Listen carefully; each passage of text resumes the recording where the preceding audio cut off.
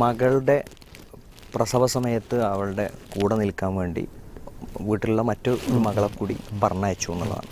പക്ഷേ ആ ഒരു സമയത്ത് മകളുടെ ഭർത്താവും മറ്റേ അനിയത്തിയുമായി അടുപ്പത്തിലാവുകയും ഇപ്പോൾ മകൾ ജ്യേഷ്ഠത്തിയുടെ ഭർത്താവിനെ തന്നെ കല്യാണം കഴിക്കണമെന്ന വാശിയിലാണ് നിൽക്കുന്നത്. അപ്പോൾ ഇവക്കും ഇതിൻ്റെ കാര്യം പറഞ്ഞു കൊടുത്തിട്ട് മനസ്സിലാവുന്നില്ല എന്നതാണ് പ്രശ്നം. ഞാൻ ഈ അടുത്ത് വായിച്ചപ്പോൾ ഷെയ്ഖ് ഇബ്നു ബാസിനോടൊരു സ്ത്രീ ചോദിക്കുന്ന ഒരു ചോദ്യമുണ്ട്. ഈ മരുമകൻ എന്ന് പറയുമ്പോൾ അവന് ഭാര്യയുടെ ഉമ്മ എന്ന് പറഞ്ഞാൽ അവർ തമ്മിൽ മഹ്റമല്ലേ? അപ്പോൾ ഉമ്മഹാത്തു നിസാഇക്കും എന്ന് പറയണ്ടല്ലോ ഖുർആൻ. നിങ്ങളുടെ ഭാര്യമാരുടെ ഉമ്മമാരും എന്ന് പറയുന്നിടത്ത് മഹ്റമിൻ്റെ കൂട്ടത്തിൽ അവർ പരിഗണിക്കുന്നുണ്ട്. അപ്പോൾ മഹ്റം തന്നെയാണ്.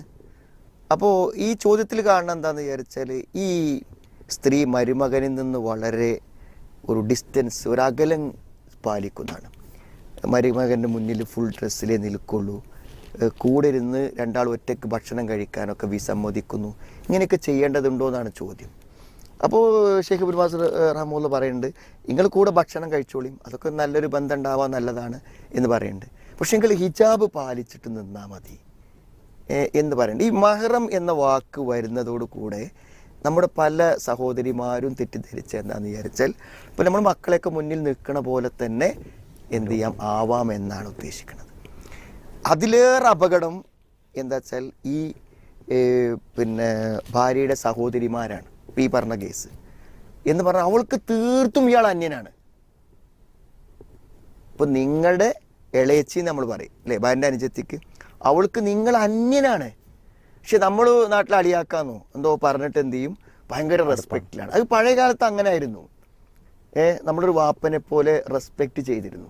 പക്ഷെ ഇപ്പോൾ എന്താ വെച്ചാൽ തലമുറകളിൽ മാറ്റങ്ങൾ സംഭവിച്ചിട്ടുണ്ട്, പ്രായങ്ങളിൽ വ്യത്യാസങ്ങൾ സംഭവിച്ചിട്ടുണ്ട്.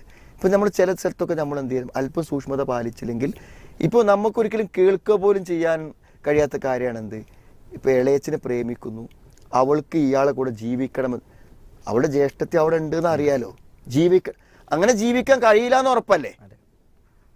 അതായത് രണ്ടാൾ ഒരുമിച്ച് വെക്കാൻ ഇസ്ലാം അനുവദിക്കണില്ലല്ലോ, മനസ്സിലായി? അപ്പോൾ ഇനി ഒഴിവാക്കിയാൽ തന്നെ എന്താന്ന് വിചാരിച്ചാൽ അവർക്കൊരു ബായിനായ റജഈയായ തൊലാക്കാണെങ്കിൽ വീണ്ടും ഇവളെ തിരിച്ചെടുക്കാൻ സാധ്യതകളില്ലേ? അപ്പോൾ അത് കഴിയണ്ടേ? ഒരിക്കലും വിവാഹം കഴിക്കാൻ പറ്റാത്തൊരവസ്ഥയിലേക്ക് എത്തണ്ടേ?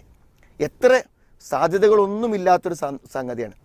അപ്പോൾ ഇതിപ്പോൾ എന്താ വെച്ചാൽ സാധാരണ ഒരു പ്രേമാണെങ്കിൽ അത് ആരിലും സംഭവിക്കും.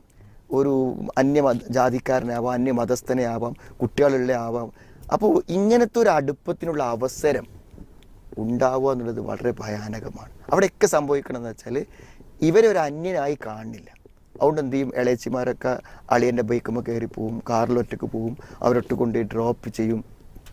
വീട്ടിൽ ചിലപ്പോൾ അവരൊറ്റക്കാണ് സാഹചര്യം ഉണ്ടായിരിക്കും, ഹോസ്റ്റലിൽ ഒറ്റക്ക് കൊണ്ടുപോയാക്കും. അപ്പോൾ അതൊക്കെ ഒരു വിശ്വാസത്തിൻ്റെ അടിസ്ഥാനത്തിൽ അവിടെയൊക്കെ നമ്മൾ അന്യരാണ് ഇവർ എന്നുള്ളൊരു വിചാരം മറന്നു പോവുകയാണ്. അപ്പോൾ ഇത് നമുക്ക് കിട്ടുന്ന സന്ദേശം എന്താണെന്ന് വെച്ചാൽ, ഒന്ന്, ഈ പെൺകുട്ടിനെ കൺവിൻസ് ചെയ്താൽ തീരുന്ന കാര്യമുള്ളത്. സാധാരണ നമ്മൾ പ്രേമുണ്ടാകുമ്പോൾ കൺവിൻസ് ചെയ്യൂലേ, അതേമാതിരി കൺവിൻസ് ചെയ്ത് മനസ്സിലാക്കി കൊടുത്താൽ അവളെ ഇന്ന് രക്ഷപ്പെടുത്താൻ വലിയ ബുദ്ധിമുട്ടുണ്ടാവില്ല എന്ന് വിചാരിക്കാം.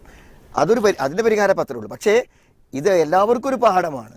അതായത് നമ്മുടെ മരുമക്കളോട് നമ്മൾ എന്ത് ചെയ്യണം, ഒരകലത്തിൽ നിൽക്കണം. ഇതിപ്പോൾ ചിലപ്പോൾ തിരിച്ചും കേസുകൾ വരുന്നുണ്ട്.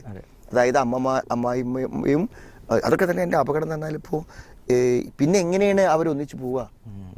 പിന്നെ ഈ മോളെ എങ്ങനെ അയാളത് താമസിക്കുക?